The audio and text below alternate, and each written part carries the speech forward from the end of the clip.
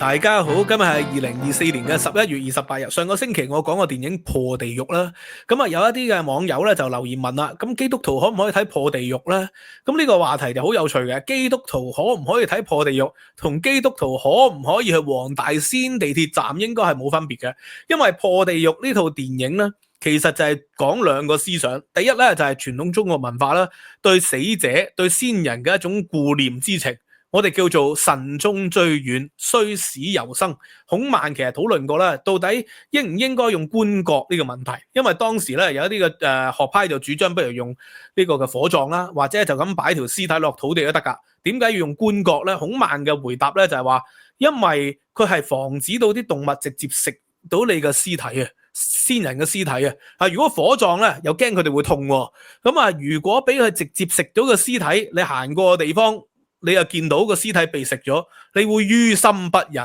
啊！咁所以咧關鍵就係用棺椁，就防止咗屍體直接俾動物食咗。咁當然啦，喺棺椁裏邊咧都會俾蛆蟲係腐蝕嘅，但係你睇唔到嘛。所以關鍵咧就唔係個死者係點樣，而係關鍵係對在生嘅人一種感受。咁呢一種叫雖死猶生，其實就係抒發在生嘅人一種懷念、一種顧念之情。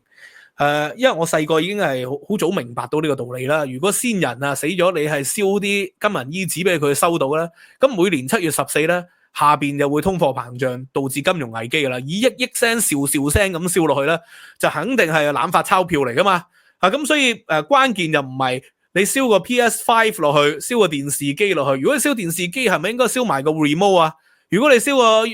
PS5，係咪應該燒埋個 game 落去咧？咁關鍵就唔係對方收唔收到，而係你係表達緊你對佢嗰種懷念啊！咁所以呢套電影其實講呢樣嘢。第二就係講親情，就係講咧呢個世界唔係淨係死人先要破地獄噶，生人都要破地獄噶，生人都有好多地獄噶。黃子華就如是說，所以其實就係講人與人之間嘅隔閡、溝通代溝。就係講呢一啲咁嘅社會現實嘅問題，咁所以基督徒應唔應該睇，就等於基督徒應唔應該黃大仙？黃大仙除咗有廟宇之外咧，仲有警察宿舍啦，仲有好多公屋居屋啦，可以探親啦，係咪啊？可以去酒樓啦，咁所以黃大仙唔一定同宗教有關，而破地獄套電影其實同宗教根本上冇乜關係。咁我今日又要講宗教啦，每一次講宗教咧，即刻有啲人話你唔好講宗教啦，做乜要破壞人哋嘅信仰咧？咁因為咧有一啲宗教好強調佢哋嘅經典係歷史書，如果你強調經典係歷史書，就應該用歷史學嘅方法去考證。如果咧佛教同埋道教咧就好少講佢哋嘅經典係歷史書嚟嘅，譬如話呂洞賓啦，我查一查呂洞賓至少咧係7次有復活嘅記錄嘅。咁到底呂洞賓係復活啦，死而復活，還是係長生不老，還是呂洞賓係能夠穿越時空咧？咁好少人用歷史學嘅方法考證，因為我哋都知道呂洞賓其實就係道教一個神仙人物，咁而佢裏邊所表達嘅思想咧，都係一種勸世勸善，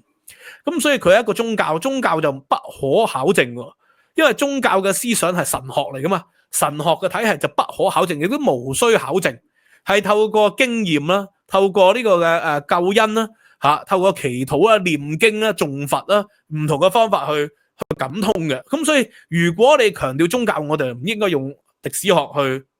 處理佢，但係如果有啲宗教強調自己係歷史，咁就應該用歷史學去驗證佢咯。咁我今日講一個歷史學嘅課題。近呢100幾年咧，140年左右咧，有一個好常見嘅課題就係 Did Jesus go to India？ 咁近呢3-4年咧喺華語圈，因為有一啲嘅華語媒體就係導讀過。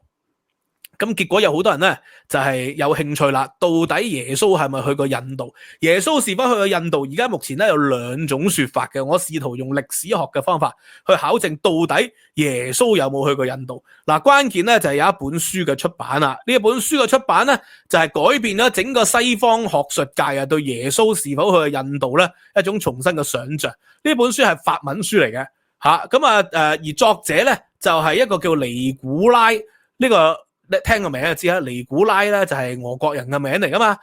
尼古拉就係寫作嘅，而呢本書出版嘅年代咧就係好早啦，係19世紀嘅時期出版，咁所以呢個尼古拉洛托維奇咧就喺19世紀末就出版咗一本書，喺1894年就用法語出版咗呢一本書，咁呢本書咧叫做聖薩伊的一生啊，呢個尼古拉咧就係俄國一個記者，亦都係一個貴族嚟嘅。當時咧西方咧就流行呢個東方探險有所謂東方學研究 Oriental Studies， 咁所以有好多嘅學者咧就去咗呢個印度西藏以及中國西域新疆呢啲地方咧就做田野考察。咁呢一個尼古拉洛托維奇咧都係就喺印度嗰度咧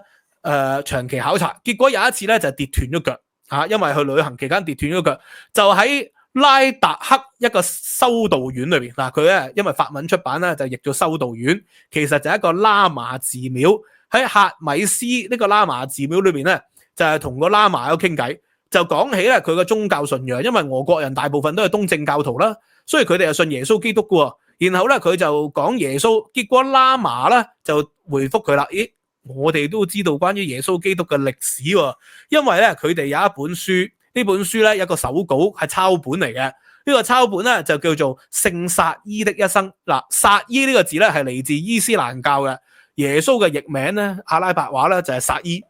因為咧伊斯蘭教係相信耶穌基督係先知嚟嘅，佢行過神蹟嘅，係表達過啲嘅宗教嘅啟示嘅，咁所以咧伊斯蘭教咧都冇否認耶穌嘅，只係佢唔相信耶穌係等同神啫，佢認為佢係一個先知，係一個偉大嘅神學家咁解。咁聖薩伊的一生咧係用西藏話寫成嘅，係一個抄本。咁但係問題呢個寺廟咧其實係公元11世紀先至有嘅，咁所以呢個抄本理論上再早極都唔應該早過11世紀。咁但係問題個原版喺邊度咧？原版係巴利文寫嘅，巴利文就係三藏語之一三藏嘅語言嚟嘅，就係以前咧大部分嘅佛教原始佛教都係用呢個嘅巴利文或者梵文去寫成。咁但係冇人睇到底巴利文嘅原文係點。結果咧佢就係根據呢個西藏文嘅手稿咧翻譯咗呢本法文書出嚟。但係問題啦，喂，呢個所謂嘅西藏文嘅手稿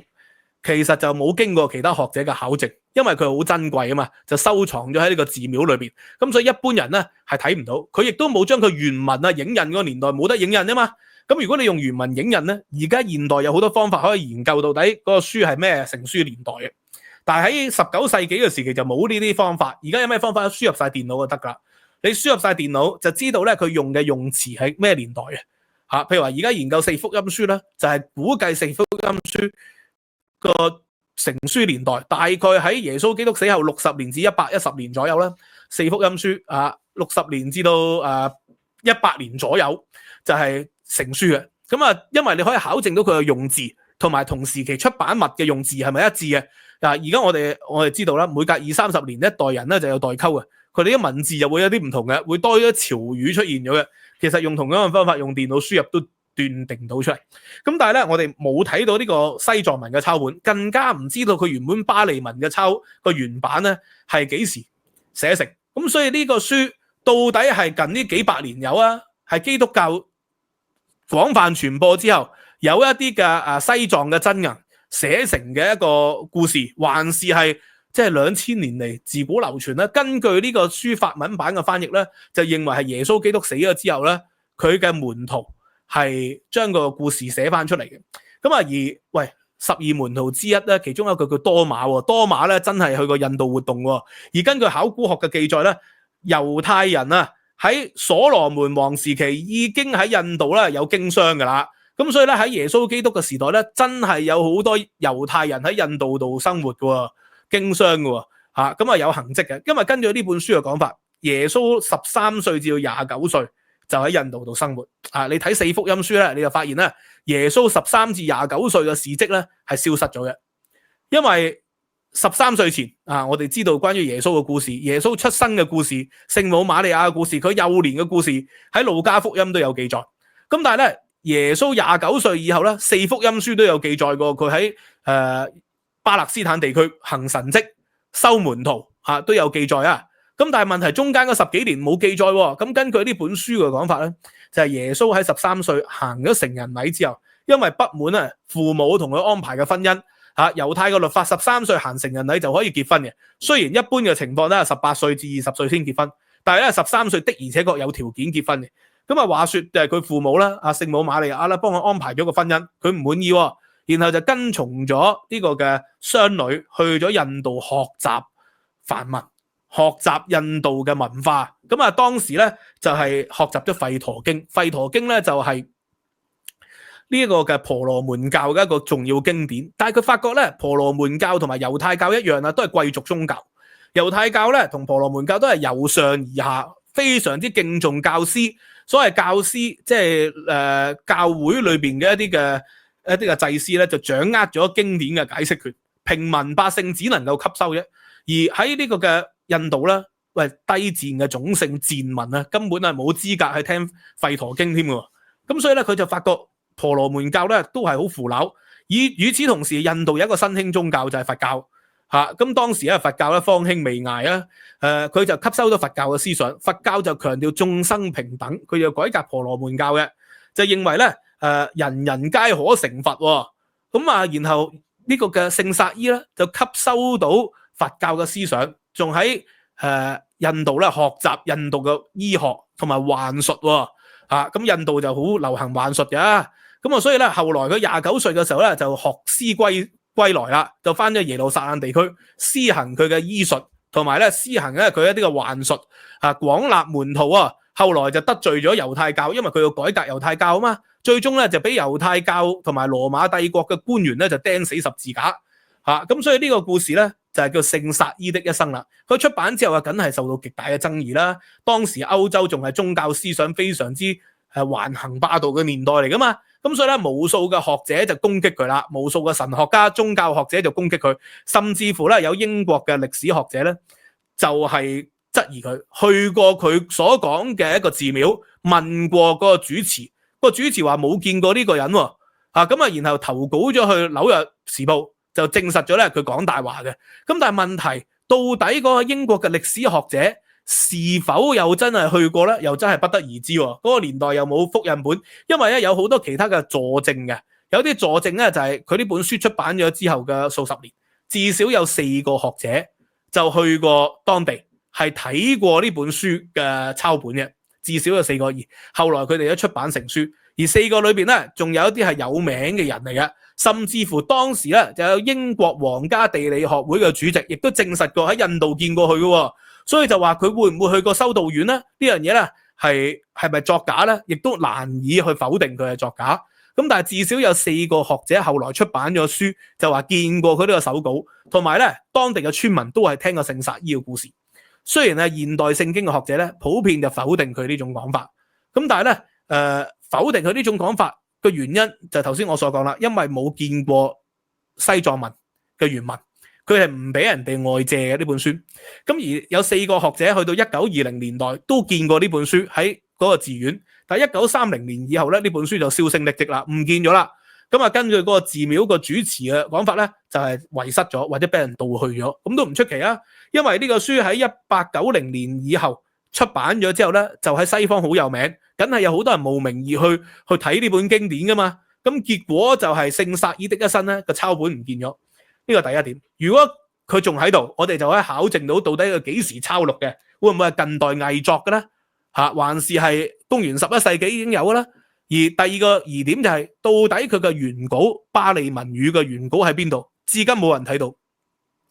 咁所以用嚴格嘅歷史學考證咧，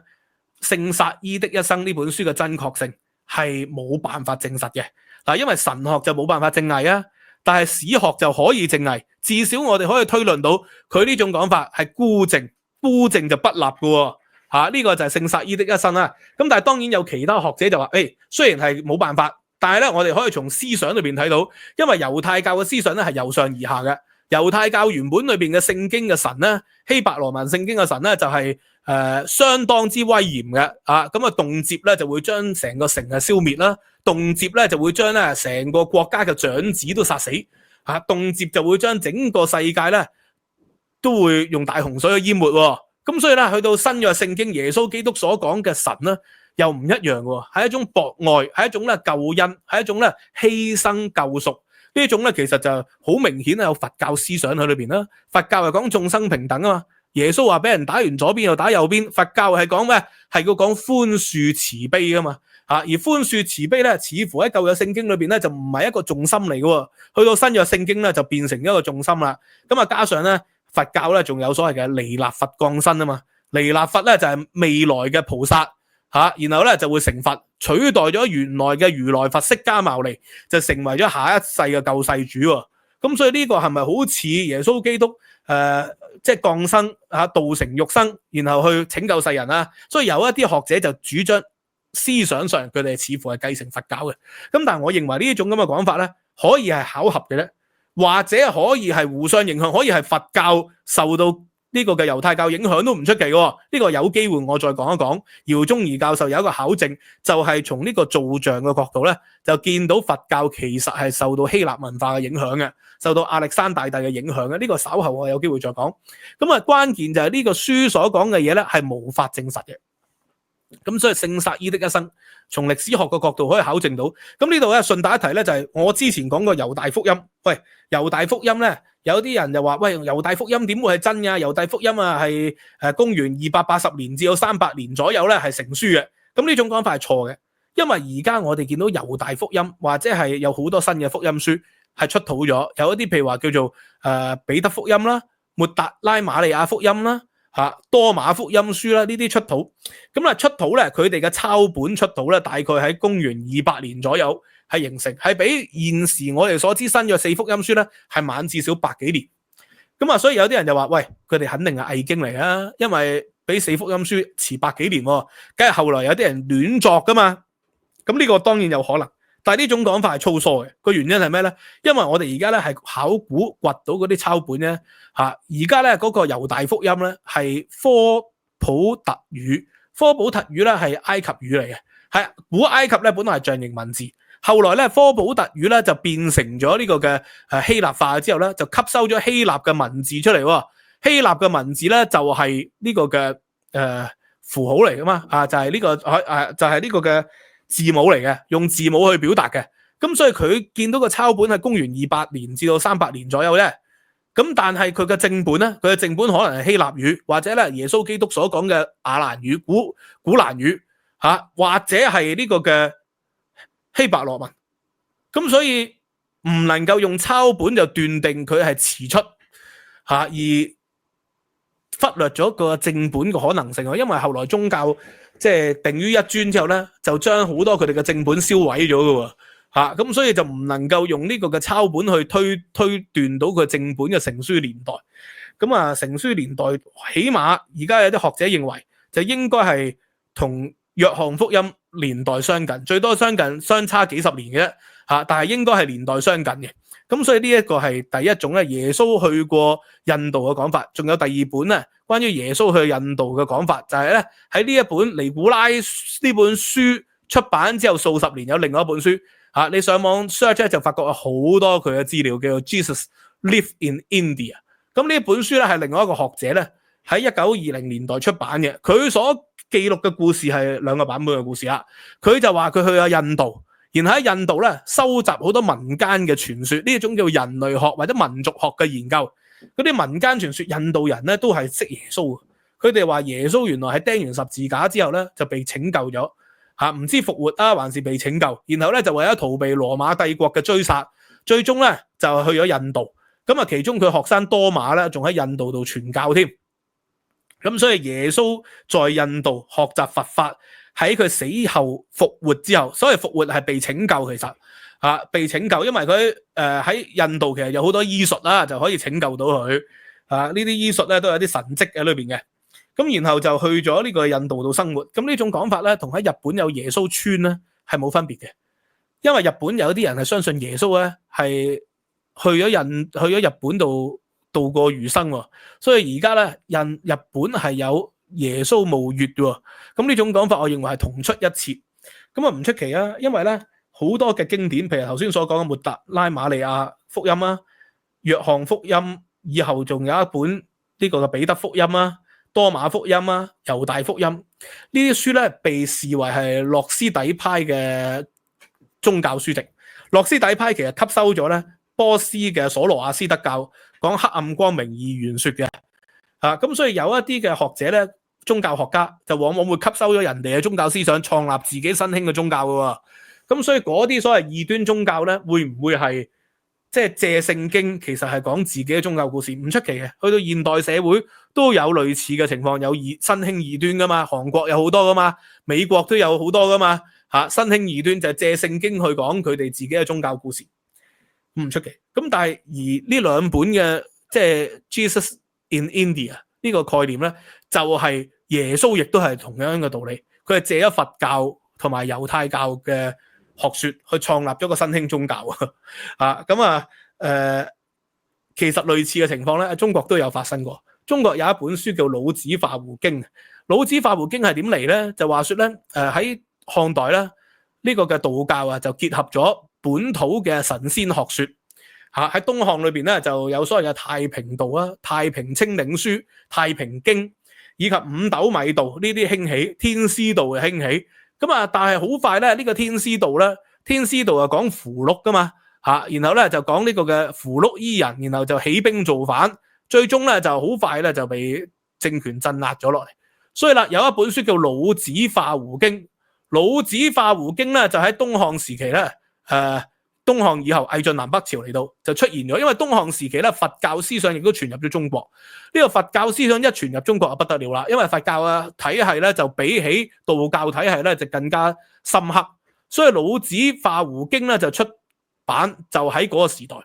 就係同佛教競爭。有啲嘅道士咧就寫咗啲咁嘅書，就話呢個嘅老子咧就係原始天尊、靈寶天尊，就第三位就道德天尊啊嘛，就太上老君太上老君咧就犀利啦，就一個左手指天，右手指地，然後無上神仙嚟。咁咧有時佢會變成人嘅，就呢個隱顯人間為國師範，咁幾次都變成人噶啦。喺呢個商朝又變成咗人，周朝又變成咗人，春秋戰國又變成咗人。咁所以你成日見到以為人啦，其實佢本身係神仙嚟嘅。咁呢個又叫做老子啊，老子係太上老君嚟噶嘛。老子咧就西出函谷關，然後就去咗邊度啊？哇，去咗西域好多唔同嘅國家，包括碎葉國啦、龜茲國啦、高昌國啦、穆王國啦、大秦國啦，大秦國可能係羅馬帝國啊。咁去咗唔同國家裏邊咧，傳播道教思想喎。其中咧仲派咗一個學生叫尹喜就去咗呢個嘅印度啊，就點化咗印度人，然後化身成佛犀利啊！化身以神力化為佛形騰空而來然後咧就創立咗一個宗教叫浮屠教，即係救人一命咧就勝造七級浮屠，浮屠者就佛陀也。然後咧就成為無上神仙咯，就號為佛陀啦。咁所以咧，其實呢個嘅老子就有一個學生叫做尹喜，尹喜咧就係佛陀嚟嘅，真係犀利係咪啊？就係釋迦牟尼嚟喎。然後佢降生咧去咗呢個嘅天竺國，然後就成為咗王子號為悉達，後來捨太子位入山修道成無上道，此為佛陀。咁所以咧，佢呢個故事咧，其實就為咗貶抑佛教而寫成嘅一個道教故事，就話咧原來佛教係源出於太上老君嘅。咁所以到底其他嘅異端宗教還是係呢個嘅耶穌去過印度，係咪都係如此咧？咁似乎都有可能咁但係講咗咁多咧，最想話俾大家知，其實唔影響你嘅信仰啦。因為我成日強調信仰就係透過救恩、透過祈禱、透過聖靈、透過感動去獲得嘅。但係有好多人咧，尤其是香港啦，有好多基要派嗰啲人就話基督徒唔好去黃大仙基督徒咧就要寬恕黃大仙嘅居民要為佢哋祈禱或者基督徒唔應該睇破地獄基督徒唔應該睇達文西密碼，嗰啲叫基要派。基要派就強調咧，聖經係歷史書，一字也不能錯然後就作咗好多嘅解釋出嚟。我之前就解釋過啦，即係四福音書裏邊話，即係呢個使徒行傳關於猶大之死都有好多矛盾嘅講法嘛。咁其實就根據聖經學者嗰本書，300萬人買咗嗰本書都係你即係佢都係成一家之言嘛然後有啲人就話你好粗疏求其引一本書，咁呢本書有佢嘅代表性喺裏邊。我上次導讀咗啦，咁點解係矛盾咧？因為人哋係睇咗希臘文，公元4世紀嘅抄本得出嚟喎，就係喺使徒行傳同埋喺福音書裏邊所講猶太嘅死咧，係完全唔一樣嘅。一個咧就係佢掟咗啲錢俾嗰啲聖殿嘅人，歸還咗嗰啲血錢，然後就上吊而死啦。然後上吊而死應該係連續嘅，先掟錢就喺門口上吊而死。另外一種講法咧就係嗰啲猶